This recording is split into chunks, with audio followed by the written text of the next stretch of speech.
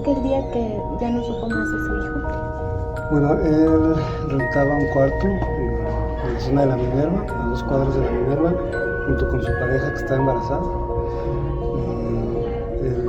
El 18 de mayo llega un comando formado por la Fiscalía del Estado, el crimen organizado, irrumpen en ese domicilio buscando a una persona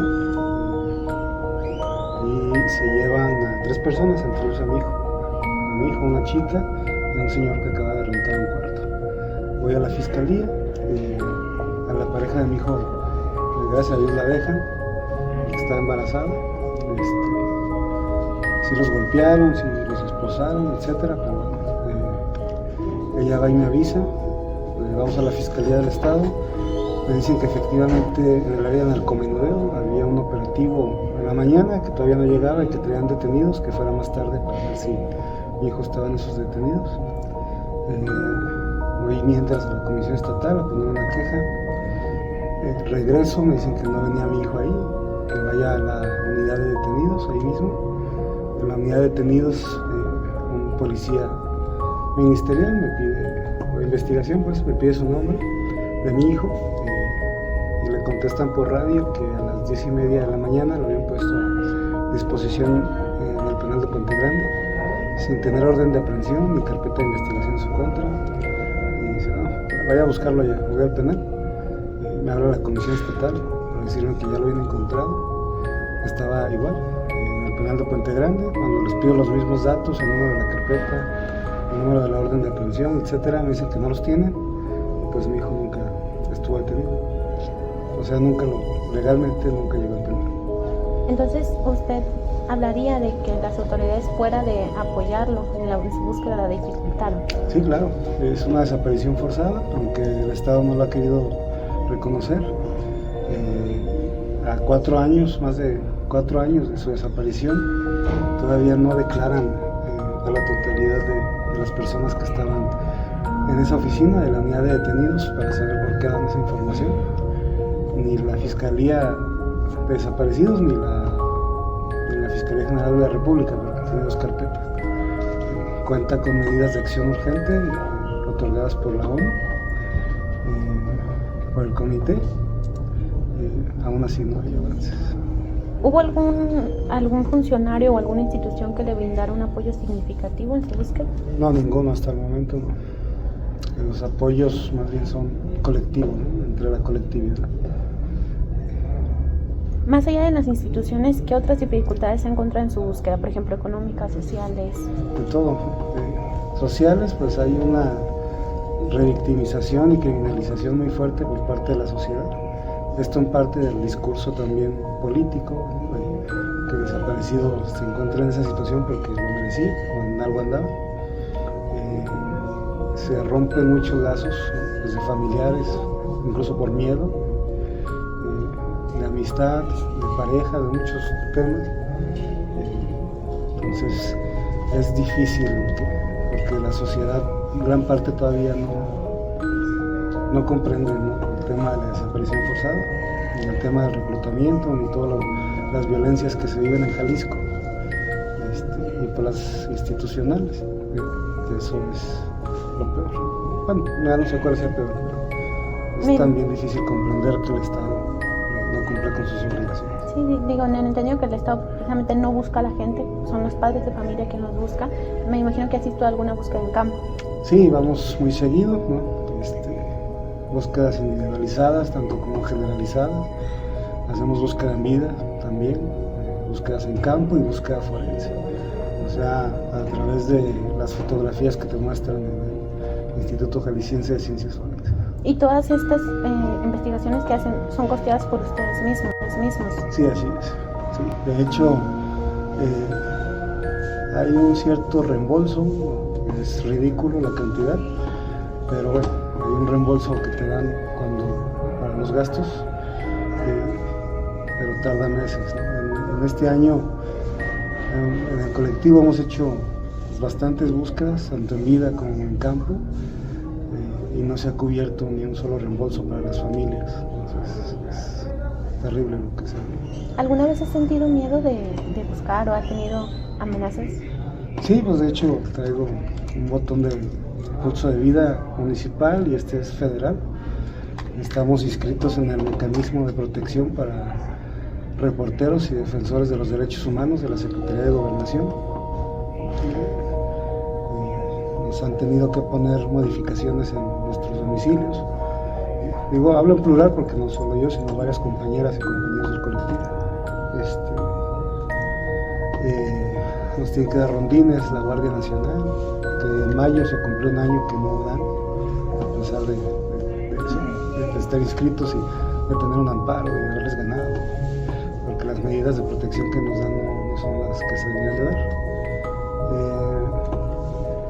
Miedo como tal, pues no, o sea, ha habido situaciones de riesgo, pero yo creo que es más el amor y lo que nos mueve que lo negativo que puede contrarrestar.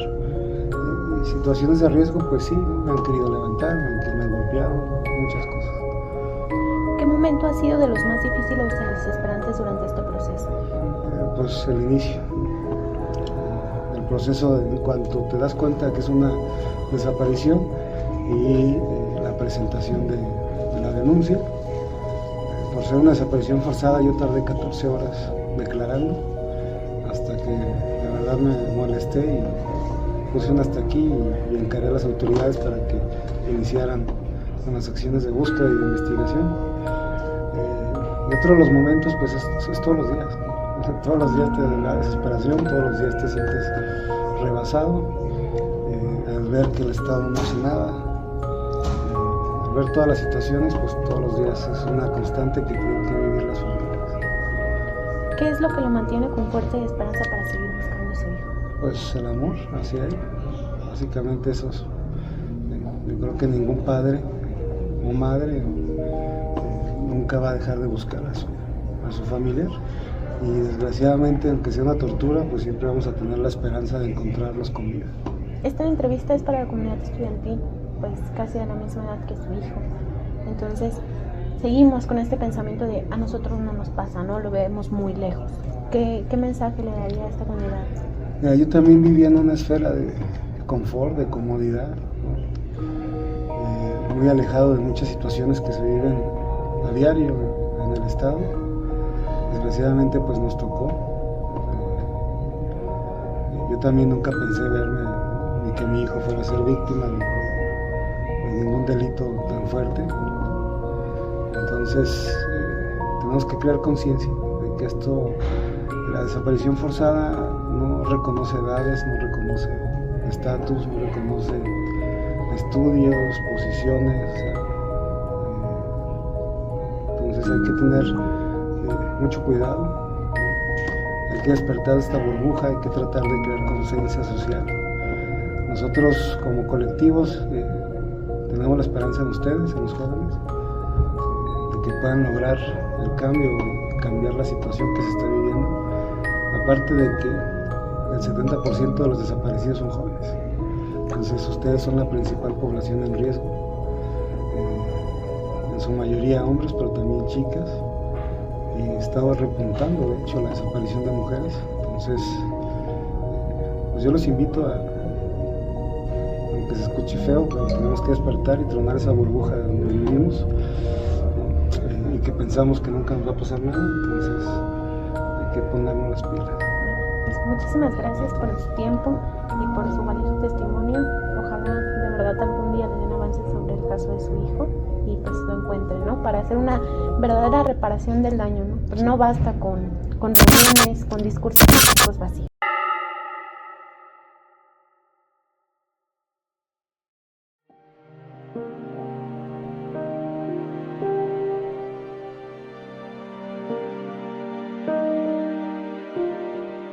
Usted me comentaba que tenía un hijo llamado David.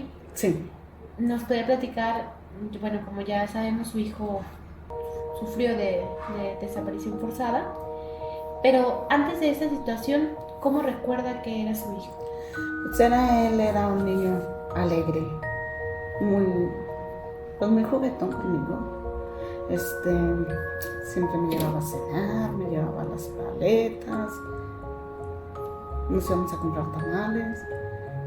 nos íbamos a la plaza, llegábamos a la casa y sí, era el único que siempre se la pasaba conmigo, platicando, sentado en la cama, me hacía mi café. Pues así, un niño bueno. ¿Usted vivía con su hijo nada más? No, con todos mis hijos. ¿Y cuántos hijos tiene? Con él 7. No, 6, eran 6, en ese entonces eran 6. Ah, ok. Seis hijos. ¿Y usted madre soltera? Sí, puede ser que sí. Muy bien. ¿Y podría contarnos un poquito de cómo fue aquel día que usted se dio cuenta que su hijo desapareció? Pues porque cuando yo iba a mi casa vi su mochila tirada y llena de sangre. Cuando yo llegué a mi casa yo pregunté por mi hijo y una vecina le fue a avisar a mi hija que se los habían llevado, que para allá para arriba, y fuimos, que porque iban por otro muchacho, y fuimos, y cuando llegamos solamente, pues ya se los habían llevado, solamente estaba, cuando nosotros llegamos ahí había casquillos porque ahí mismo mataron a otro muchacho, hermano de uno de los que se llevaban. A ese muchacho se lo llevaron balaceado y a otro hermano ahí lo mataron. Estaba enfermito él y nomás por preguntarles que a dónde los llevaban, le dijeron que a dónde iba él, ¿no? Le dijeron, ¿a dónde vas a ir tu hijo de tal? Le dieron 17 balazos al muchachito ese.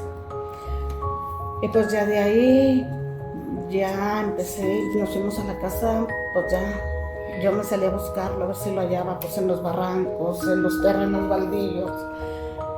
Pero ya de ahí empecé a recibir las llamadas, que si hacíamos algo me iban a matar a mis hijos. Pero antes de esto, permítame que le interrumpa, antes de esto, ¿usted hizo alguna denuncia? No, nunca. ¿Cuánto tiempo pasó hasta que usted, me imagino que en algún punto hizo una denuncia de la desaparición? Cuando que yo hice una denuncia como 2 años. Para dar contexto de esto, su hijo estuvo 6 años desaparecido. Durante 4 años durante 2 años usted no hizo ninguna denuncia. Durante 4. Durante 4 años no hizo ninguna denuncia. No, ni moví nada. Entonces usted lo buscaba por sus propios medios. Sí, y de hecho yo fui a ciencias forenses, pero yo nunca les dije que se lo habían llevado ni nada, yo no les dije que no lo llevaban. Sí me mandaban de ciencias forenses a la fiscalía, pero yo no fui. Pero yo me sentía vigilada. Cuando usted iba a estas búsquedas, ¿usted iba con más madres buscadoras o iba por su No, cuenta? yo solita, a mí nunca me gustó andar con nadie. ¿Y podría contarnos de esa primera vez que fue a una búsqueda?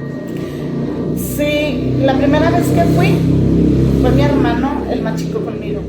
Sí, ya me acuerdo, fue mi hermano el más chico conmigo. Y entramos y ya pues me pidieron los datos de él y todo. Y ya me pasaron a una salita, a búsquedas pues. Me enseñaron la computadora. Pero, pues no. Ya después me dijeron que volviera a ir, pero yo me puse muy mal. Ya no pude ir ya. Y dejé de ir porque empecé a recibir llamadas. ¿Y qué le decían en estas llamadas? En esas llamadas me decían que ya sabían que estábamos haciendo movimientos y que si hacíamos algo iban a matar a mis demás hijos. Y la verdad a mí se me dio mucho miedo. Yo ya no hice nada. ¿Y alguien hizo por ayudarle? ¿Alguna institución hizo por acercarse a usted? No, porque yo nunca dije nada. A mí la gente me preguntaba por mi hijo y yo les decía que andaba fuera. Siempre. Nunca dije nada a nadie. Siempre me traía mi rostro. Durante esos 6 años, durante los cuales su hijo estuvo desaparecido, ¿tuvo algunas señales de su hijo de que siguiera con vida o su paradero? Sí. ¿Y Sí. qué supo de su hijo? Una vez yo me encontré a un muchacho y me enseñó una foto de mi hijo. Pero mi hijo traía un arma. Pero ese muchacho nos conocemos desde que íbamos al kinder pasado, porque él sí me decía porque él sabe que yo, pues guerrera, ¿no?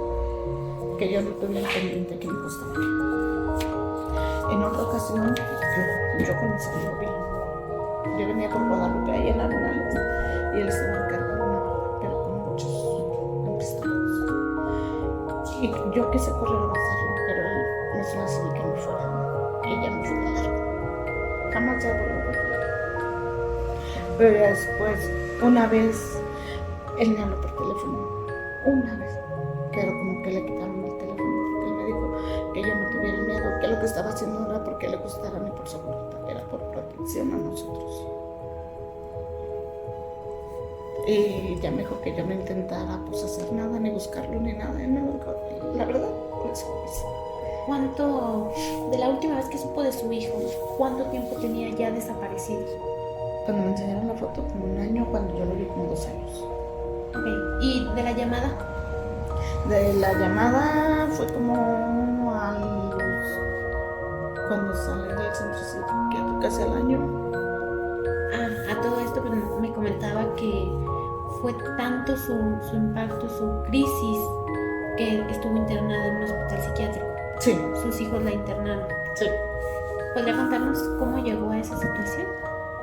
Pues por la misma desesperación de yo no, pues no saber nada, de yo no saber porque la verdad yo no comía, porque si yo servía mi plato yo sentía que mi hijo no comía porque iba con el río. Si yo me cobijaba y mi hijo no estaba cobijado, ¿por qué me iba a cobijar yo? Si mi hijo tenía frío. Y yo siendo su madre iba a ser caliente y mi hijo con frío, cuando mi deber fue haber sido protegerlo. Pero ponerme a trabajar, porque a ellos no les faltaba nada, los descuidé. Durante este tiempo, me imagino su depresión era muy grande. ¿Alguna vez intentó suicidarse? Sí, en 3 ocasiones, pero me sigo no. Esto que pasó, la desaparición de su hijo, fue en el 2019. ¿No? Sí. Entonces, ya en febrero. ¿Qué pasó cuando salió del psiquiatra? Pues como que ya empecé a reaccionar más, pero nunca me dio por buscarlo. Cuando usted ya salió del psiquiátrico, ¿todavía su hijo no había aparecido? No, pues ya nunca apareció. ¿Y cómo es que transcurrió su vida? Una vez que, ¿cómo fue esa llamada que le hablaron de fiscalía y le dijeron? Pues nada más me dijeron que fuera porque hicieron una, ¿cómo se llama? ¿Prueba de ADN? No, la prueba ya me la habían hecho. Ah, ok. Que había me iban a hacer la confrontación. Sí. Y primero habían dicho que había dado positivo y después que no. Y luego ya después me volvieron a llamar y pues ya me enseñaron cómo hacer eso. Como cuando la piececita de mi hijo va con la mía, es como una ruleta dando vueltas. Y cuando es positivo se traba. Y cuando es negativo pues se traba. ¿Cuántas veces hizo esa confronta? La confronta solo la hacen una vez. El ADN me lo hicieron como 3, 4 veces. Me lo hicieron del cabello, de la lengua, de saliva y de sangre. Hemos escuchado de varios testimonios de madres que cuando van y buscan a sus hijos son recriminadas. Les hacen preguntas. Perdón. Como que ustedes sabían en qué estaban metidos sus hijos. ¿Alguna vez alguien criminalizó a su hijo o revictimizó a sus hijos? ¿Que me hayan dicho a mí? No, la verdad siempre me ayudaron, sí me ayudaron. Y siempre me decían que ellos estaban conmigo. Y que si ocupaba ir a ciencias forenses, no quería ir sola, pues ya les platiqué que no quería que mis hijos estuvieran involucrados en eso, ni mis hijas, yo solita, si a mí me pasaba algo, ya se la me hacía. Y ya me dijo que pues que no me iba a pasar nada, pero si yo me sentía insegura, ellos iban conmigo. Eso siempre me lo dieron, siempre me ofrecieron psicólogo. La verdad, también me ofrecieron que fuera, no sé, de una ayuda para madres de hijos desaparecidos, pero yo nunca fui. ¿Por qué? Haz de cuenta que eso es tardado y yo no puedo estar sin trabajar. O me dedico a eso o me dedico a mis hijos a trabajar para eso. Porque aún tiene hijos chiquitos, ¿verdad? Pues nomás Nachito acaba de cumplir 13 años. Sí, dependiente de usted completamente. Sí. ¿Cómo fue esa primera vez después de 6 años que usted supo de su hijo? ¿Lo vio por fotos una vez que la confrontó? ¿Cómo fue ese día? Yo llevé fotos. Es que él ya no se ve. Ah, ok, sí. Entonces le entregan el cuerpo, Una parte. del cuerpo. Primero me dijeron que hasta que llegan otra parte, porque no te pueden regresar, dar una parte que no sea más del 95%. Entonces faltaba esa parte del cuerpo. Faltaba mucha parte. Mucha parte. Para este momento, pues para poderle entregar el cuerpo necesitan enterrarlo, obviamente. Por protocolos ya no se permite incinerarlos. Entonces, obviamente este proceso de enterrarlos cuesta muy caro. ¿Cuánto costó? Para enterrarlo no me costó nada más que comprar el terreno, porque todo me lo dieron ellos. La funeraria no lo pagué. Donde me prestaron para el panteón no lo pagué. El cajón no lo pagué. Nada más que el terreno. Pero sé por qué ya me habían dicho. Mi hijo podía estar ahí 10 años, pero no quería que él estuviera ahí. Aunque yo me quedara sin comer, pero Después de 10 años lo sacan. lo sacaban. Lo sacaban y pues ya la verdad ya no, ni pregunté ni me explicaron, o si me explicaron no entendí a dónde lo llevaban. Pues ya no se hacen responsables, pues. Entonces, pues en este momento, hoy 17 de junio, sigue de alguna manera endeudada por estos 50,000 pesos que juntó para el terreno, ¿verdad? Un poco. Entonces, estamos hablando que pese a que ya encontró a su hijo, el suplicio continúa. Sí. Más allá del dolor que sigue sintiendo, de que todos los días lo extrañe, de que el dolor sigue, aparte son deudas. Mire, este proyecto tiene la finalidad principalmente no de revictimizarlos ni de juzgarlos, mucho menos aquí nadie los va a juzgar, de que como sociedad abramos los ojos, porque esta es una situación que vemos muy lejos. Todos vemos muy lejos, digo, nadie se quisiera ver en esa situación. Entonces, principalmente son jóvenes. Su hijo formaba parte de las estadísticas. El 70% de los jóvenes desaparecidos tienen entre 15 y 27 años. Su hijo tenía 21 años, tengo entendido. Entonces, ¿qué le podría decir a toda esta comunidad? Porque este video va dirigido a una comunidad estudiantil de la misma edad o del mismo rango de edad de su hijo. ¿Qué les podría decir? Un consejo. ¿A los niños o los...? A quien usted guste. Si dirigirse a los padres, como yo me imagino. Pues que no hagan lo mismo que yo. Y claro, descuidamos a nuestros hijos. Pero ya mamá y papá estaba pagando mis terrenos. Los tuve que vender. ¿Cómo está pasando? Y que, pues, darte, pero no entendí. Que un tiempo en el trabajo y otro tiempo a los hijos. Yo me acuerdo que yo me iba a trabajar desde las 5 de la mañana. Llegaba a las 10 de la mañana para ver que hayan almorzado, bañarse, irse a la escuela. Y me volví a ir a lavar carros a la Cruz Verde. Entonces yo nunca les dediqué tiempo a mis hijos por trabajar y trabajar y trabajar, porque ellos comían bien. Yo no siento que me haya faltado comida, donde dormir, pero el amor de madre es lo que falla, que nunca les dedicaron el suficiente que necesitaban. Y yo sí le digo a todas esas mamás que trabajan y que tenemos la necesidad de trabajar, que les dediquen un poquito más de tiempo a sus hijos y checar, porque a veces nos culpan, dicen, no, es que por tu culpa los hijos son como la mamá los educa. A veces no. Mis padres nunca se drogaron, mi padre nunca se drogó y mis hermanos sí. Mi padre nunca fue huevón y mis hermanos sí. Mi madre me golpeaba y yo nunca golpeé a mis hijos. Es que cada quien elegimos el camino que queremos seguir, pero si un poquito más le ponemos atención a nuestros hijos, creo que es diferente. Creo que va a ser diferente. Y por este dolor, sí se lo pido yo a las mamás y a los hijos, que obedezcan a sus padres. El día de hoy usted ya tiene un lugar a donde ir a llorarle a su hijo. Sí. Poco a poco este dolor ya lo va sanando. Sí, sí. Mucho. Pues mire, yo le deseo todas las fuerzas que pueda continuar con sus hijos, principalmente por usted, Sí. que se merece ser feliz, pese a todas las cosas tan duras que te ha tocado vivir.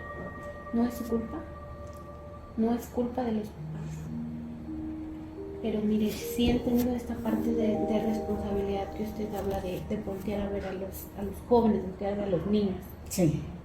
Pues muchísimas gracias por compartirnos su testimonio.